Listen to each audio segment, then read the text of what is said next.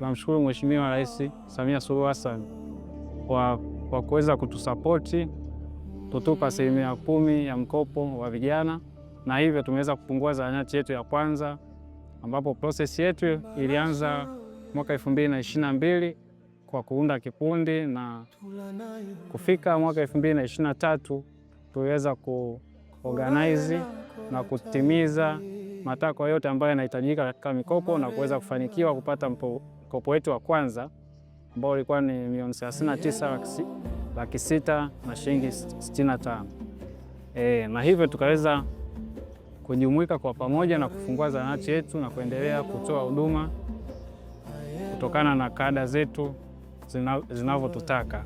Kupitia mpango wa mikopo ya 10% inayotolewa na halmashauri bila riba, serikali ya Jamhuri ya Muungano wa Tanzania chini ya Rais Mheshimiwa Dr. Samia Suluhu Hassan imeendelea kuweka mazingira wezeshi kwa vijana kwa kuwajengea uchumi imara na kujitegemea. Katika halmashauri ya wilaya ya Chunya mkoani Mbeya, vikundi mbalimbali vimeendelea kunufaika na mikopo inayotolewa na halmashauri hii. Hapa kikundi cha Upendo na kikundi cha Super Cargo Group ni ushuhuda wa namna fursa hii ilivyobadilisha maisha yao. Sisi ni wanakikundi, tupo 5. Tulikutana hospitali ya wilaya ya Chunya, tulikuwa tunajitolea wote, ambapo tuliamua kuanzisha kikundi na kuenda kuomba mikopo ya halmashauri ya 10% ambayo inatolewa na serikali kupitia mapato ya ndani. Kwa hiyo tuliunda kikundi mnamo mwaka 2022, tukafuata process zote na taratibu zote. Mwaka 2023 mnamo mwezi wa 3 tukafanikiwa kupata mkopo wetu wa kwanza wa kiasi cha shilingi milioni 39,565, ambacho hicho kiasi kilituwezesha sisi kuweza kupata eneo la kupanga ambalo ndio hili tulilopo sasa. Tukafungua zahanati na kununua vifaa na kufanya ukarabati mwingine mdogo mdogo.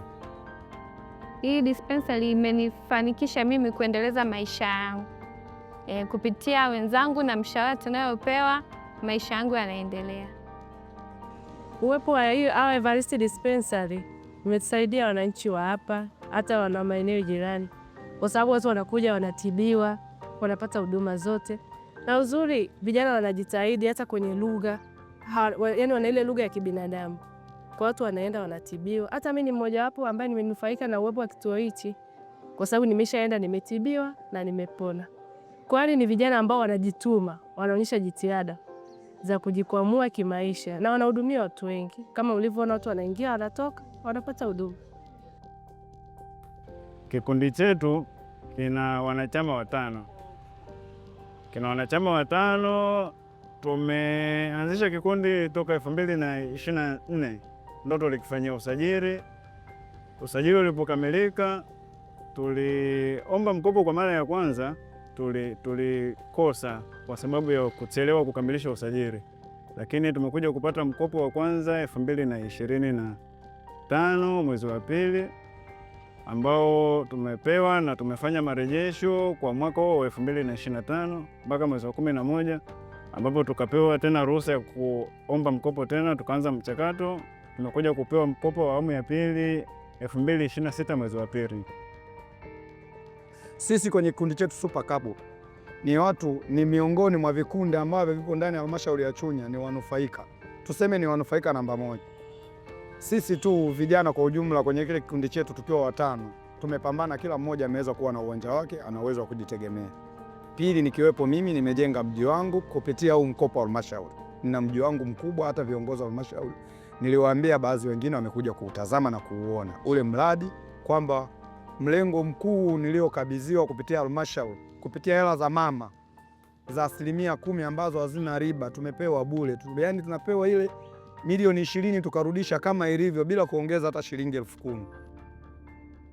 Mama yupo kazini na kazi anayoifanya ni kwa maendeleo ya kila Mtanzania. Sisi vijana wa Tanzania tupo na mama kazini, kazi na maendeleo. Sisi vijana wa Chunya tupo kazini na mama, kazi na maendeleo. Sisi vijana wa Chunya tupo na mama kazini, kazi na maendeleo. Kazi na maendeleo. Kazi na maendeleo. Kazi na maendeleo.